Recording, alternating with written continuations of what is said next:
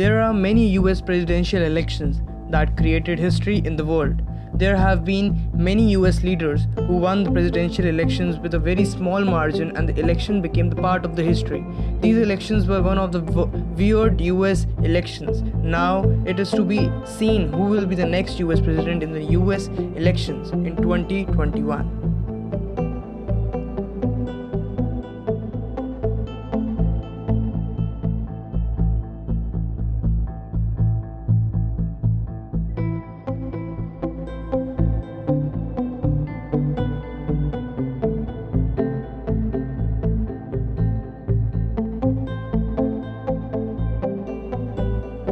In the election of 1824, John Quincy defeated big leaders like Adam Crawford, Henry Clay, and Andrew Jackson.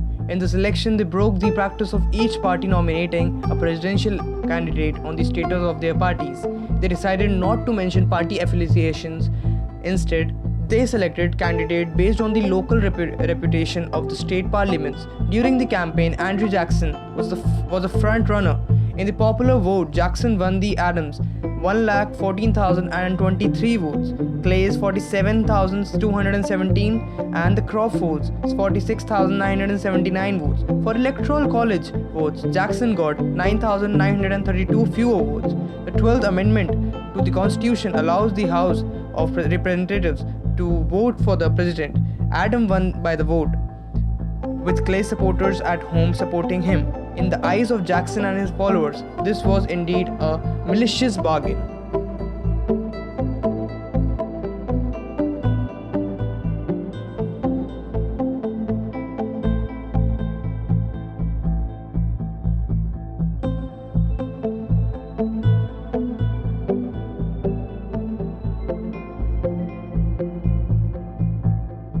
During President Grant's regime, unemployment, heavy level of corruption, and yields fell down.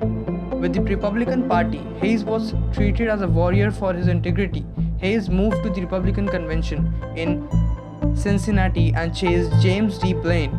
Hayes was nominated in the seventh ballot and ran against the Samuel Jones Tilden in the presidential election. Elections and vote counting efforts have been distributed by hospitality, manipulation, and skepticism. This was a controversial election, and it threatens to turn the country into a clutter.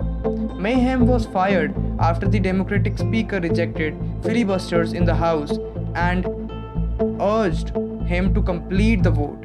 Hayes won the elections with 185 electoral college votes from Tilden.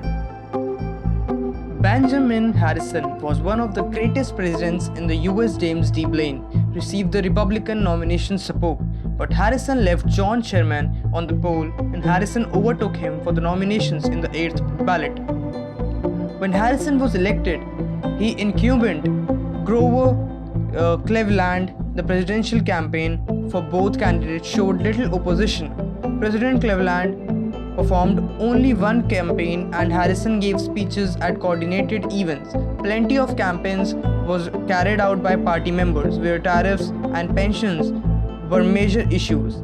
President Cleveland received 90,000 more votes than Harrison. However, Harrison received 168 to 238 electoral college votes as president. The presidential election in 1960 contended with Richard Nixon versus John F. Kennedy. To get the Democratic nominations, Kennedy first defeated Hubert Humphrey of Minnesota at the Democratic National Convention in Los Angeles. Kennedy defeated Senate Majority Leader Lyndon Johnson in his first ballot. Republicans nominated Nixon and Kennedy, who was Eisenhower vice president.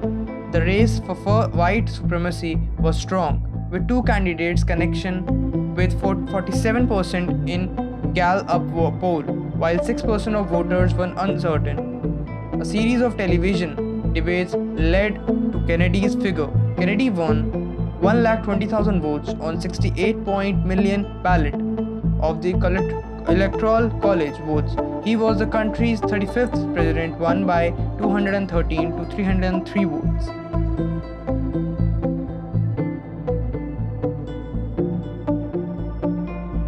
leaders in the US. The struggles with Tammany Hall were because of the support of middle class voters, hard work, efficiency, and the support of New York State voters. His opponent, James Blaine, had competitors in the Republican Party of Cleveland. Because of his attempts to challenge corrupt political institutions, Democrats portrayed Blaine as a political immoral to win and used his position as Speaker of the House to benefit from the railway industry. Cleveland won a very small margin. He did so after receiving 48.2% of Blaine 48.2% votes. He won 219 electoral votes from Blaine's 182 votes. Great leaders always created history in their time. The country does not matter. Great leaders are known everywhere only by their names.